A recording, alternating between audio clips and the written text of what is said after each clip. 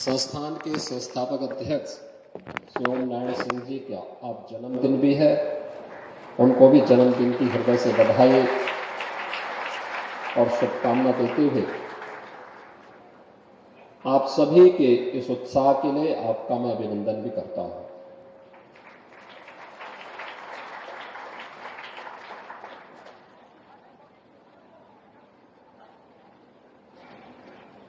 यही है कृतज्ञता का भाव।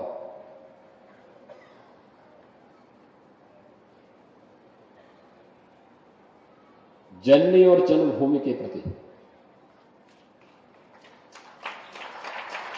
यह क्षेत्र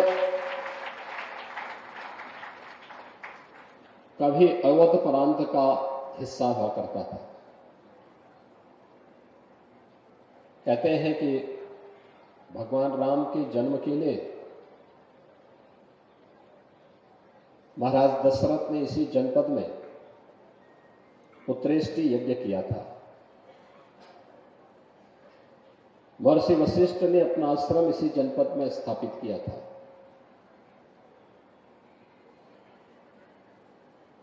और यह भगवान राम की जन्म के हेतु का कारण भूमि है। तो स्वाभाविक रूप से जो प्रेरणा प्रभु श्री राम ने हम सबको दी कि व्यक्ति कितना भी बड़ा क्यों ना हो जाए, कितना भी वह यश प्राप्त कर ले, धन धान्य से परिपूर्ण हो जाए, लेकिन तब तक वह अधूरा है जब वह तब तक अपनी मां के प्रति और अपनी मातृभूमि के प्रति कृतज्ञता ज्ञापित न कर ले। और मैं सचमुच इस बात के लिए धन्यवाद दूंगा श्री ओम नारायण सिंह जी को और उनके बड़े भाई जो आज नहीं हैं, एक आईएएस अधिकारी के रूप में एक शानदार कैरियर के साथ जो आगे बढ़ रहे थे, श्री देवमंगल सिंह जी की स्मृतियों को, श्रीमती सरोज सिंह जी की स्मृतियों को, जिन्होंने श्री वैन सिंह जी के साथ, श्रीमती नीता सिंह जी के साथ मिलकर के अपनी मां की स्मृतियों को यहां पर जीवित रखा, जीवंत बनाया। तो मां की स्मृतियों को इस समूह के रूप में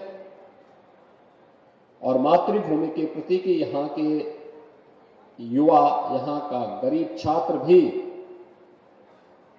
अच्छी और आधुनिक शिक्षा प्राप्त कर सके, इसके लिए भी कृतज्ञता ज्ञापित करने के लिए समूह की स्थापना की।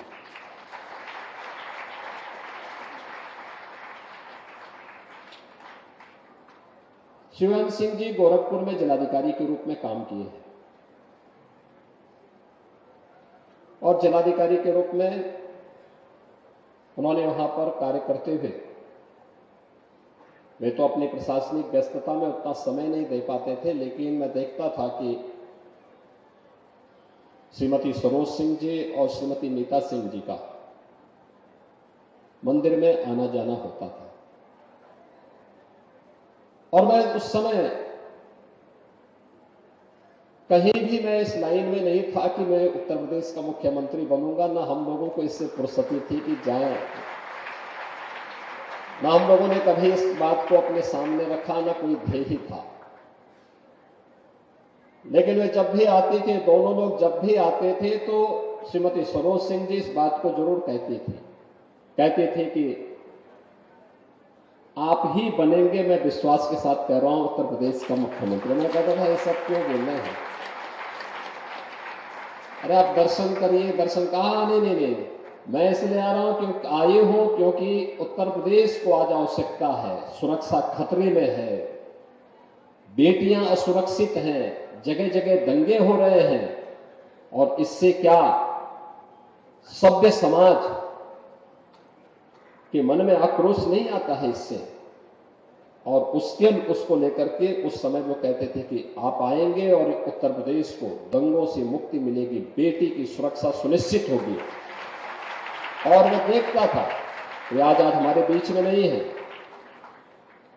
स्वर्गीय देवमंगल सिंह जी हमारे बीच में नहीं है। मैं उनकी स्मृतियों को विनम्र श्रद्धांजलि अर्पित करता हूं। मैं इस अवसर पर श्रीमती कर्मा देवी सिंह जी को, जिनके पुत्रों ने उनकी स्मृतियों को शिक्षा के इस बेहतरीन केंद्र के रूप में स्थापित करते हुए उनका एक मूर्त स्मारक इन शिक्षण संस्थाओं के माध्यम से स्थापित किया है, उनकी स्मृतियों को नमन करते हुए विनम्र श्रद्धांजलि अर्पित करता हूं।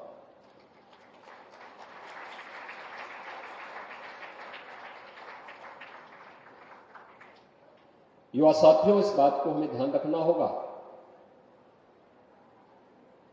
एक व्यक्ति पर जब वो जन्म लेता है तो 5 प्रकार के जो ऋण होते हैं, उस ऋण से उऋण होने के अवसर भी होते हैं। तभी मनुष्य के रूप में हमारी जीवन की यात्रा पूर्ण मानी जाती है। वह उऋण होने का अवसर हमें अपने मां के लिए, अपने पिता के लिए, अपने गुरु के लिए, अपनी मातृभूमि के लिए, अपने देवगणों के लिए, हम जो कुछ भी कर पाएंगे, यानी उनकी स्मृतियों को और उनके आदर्शों को अपने जीवन में जिस हद तक अंगीकार करने का प्रयास कर पाएंगे, यही उऋण होने का एक माध्यम हम सब के लिए होता है। और यह एक अवसर है कि मां की स्मृतियों को, क्योंकि जब मैं श्री वैन सिंह जी का, श्री देवमंगल सिंह जी के जीवन को देखता हूं कि प्रारंभिक जीवन एक संघर्षमय जीवन था। पिता एक शिक्षक थे और समय उन दिवंगत हो गए। अब आप देख सकते हैं क्या स्थिति होती है। उन स्थितियों में जब एक पूर्वी उत्तर प्रदेश संसाधनों के अभाव से जूझ रहा था, न सड़क थी, न बिजली है, न शुद्ध पेयजल की स्थिति है, न संस्थान, शिक्षण संस्थान है, न स्वास्थ्य की सुविधाएं थी, न रोजगार के साधन थे। तब उन स्थितियों में अपनी शिक्षा को अनवरत बनाए रखना, ये मां की साधना के बगैर संभव नहीं हो सकता। और किस भाव के साथ उन्होंने दोनों भाइयों को पढ़ाया होगा कि 1981 में श्री देवमंगल सिंह IFS बन गए और 1983 में Shri Om Narayan Singh Uttar Pradesh public service commission की परीक्षा में पास होकर के उत्तर प्रदेश में अधिकारी बन गए। और फिर उन्होंने इस यात्रा को आगे बढ़ाते हुए 2009 में इस संस्थान की स्थापना का संकल्प लेकर के इस कार्य को आगे बढ़ाया। आज आप यहां देख रहे हैं, एक PG कॉलेज पहले था, फिर BTC कॉलेज खुला, BEd कॉलेज खुला, फिर इसके बाद अन्य संस्थान खुलते ही गए। BCA भी है, नर्सिंग भी है, फार्मेसी भी है, लॉ भी है, CBSE बोर्ड के द्वारा संचालित एक इंटरनेशनल पब्लिक स्कूल भी है।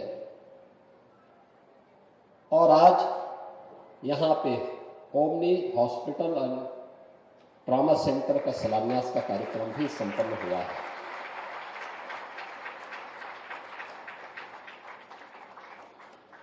यानी जिन बातों से पहले हम भागते थे,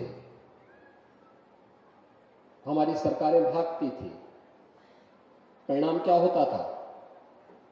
सरकार अनिर्णय का शिकार होती थी, हॉस्पिटल नहीं खुलते थे, नर्सिंग कॉलेज नहीं चलते थे, मेडिकल कॉलेज नहीं बन पाते थे,